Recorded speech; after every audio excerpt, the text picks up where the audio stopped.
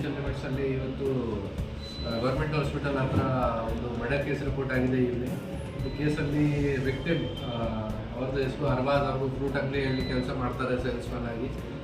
ಮತ್ತು ಈ ಕೇಸಲ್ಲಿ ಅಕ್ಯೂಸ್ಡ್ ಯಾರು ಇದ್ದೀರಾ ಫರಾದ್, ಅವರು ಕೂಡ ಫ್ರೂಟ್ ಅಂಗಡಿ ಪಕ್ಕದಲ್ಲಿ ಇನ್ನೊಂದು ಅಂಗಡಿ ಇದೆ, ಆ ಅಂಗಡಿಯಲ್ಲಿ ಫ್ರೂಟ್ ಅಂಗಡಿಯಲ್ಲಿ ಅವರು ಕೂಡ ಸೇಲ್ಸ್ಮನ್ ಆಗಿ ಕೆಲಸ ಮಾಡ್ತಾರೆ. ಈ ಇಬ್ಬರು ಜನದು ರೆಗ್ಯುಲರ್ ಆಗಿ ಏನಾದರೂ ಸಣ್ಣ ಪುಟ್ಟ ವಿಷಯಕ್ಕೆ ವಿಷಯ ಬಗ್ಗೆ ಏನಾದರೂ ಮಾತುಕತೆ ಆಗ್ತಾಯಿತ್ತು, ಫ್ರೆಂಡ್ಶಿಪ್ ಥರ.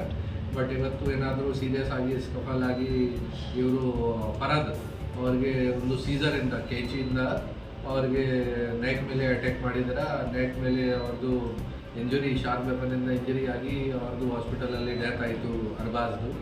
ಕೇಸಲ್ಲಿ ಆರೋಪಿ ಯಾರು ಇದ್ದಾರೆ ಫರಾದ್, ಅವರಿಗೆ ನಾವು ಅರೆಸ್ಟ್ ಮಾಡಿದ್ದೀವಿ ಈ ಕೇಸಲ್ಲಿ. ಮತ್ತು ಬೇರೆ ಯಾವುದು ಎಂಗಲ್ ವಗೇರದ ಈ ಕೇಸಲ್ಲಿ ಅದನ್ನು ಕೂಡ ಬೇಗ ಪತ್ತೆ ಮಾಡ್ತೀವಿ. ಸರ್, ಈ ಹಿಂದೆ ಸಿನ್ಸ್ ಈಗ ಜಸ್ಟ್ 2 hours ಆಯಿತು ಕೇಸ್ ಆಗಿ. ಡೆಫಿನೆಟ್ಲಿ ಬೇರೆ ಯಾವುದು ಎಂಗಲ್ ಇದೆ ಅದು ನಾವು ಪತ್ತೆ ಮಾಡ್ತೀವಿ.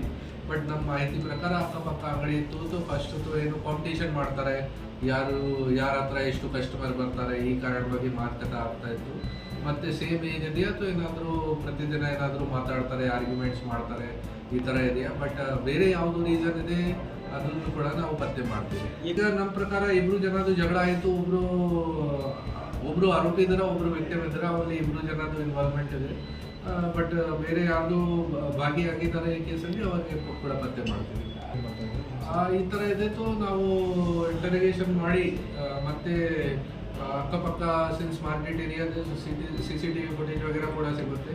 ಅಕ್ಕಪಕ್ಕದಿಂದ ಮಾಹಿತಿ ಕಲೆಕ್ಟ್ ಮಾಡಿ ಅಂಗಡಿದವರಿಂದ ಮಾಹಿತಿ ಕಲೆಕ್ಟ್ ಮಾಡಿ ಮುಂದೆ ಹೋಗ್ತೀವಿ ಈ ಕೇಸಲ್ಲಿ.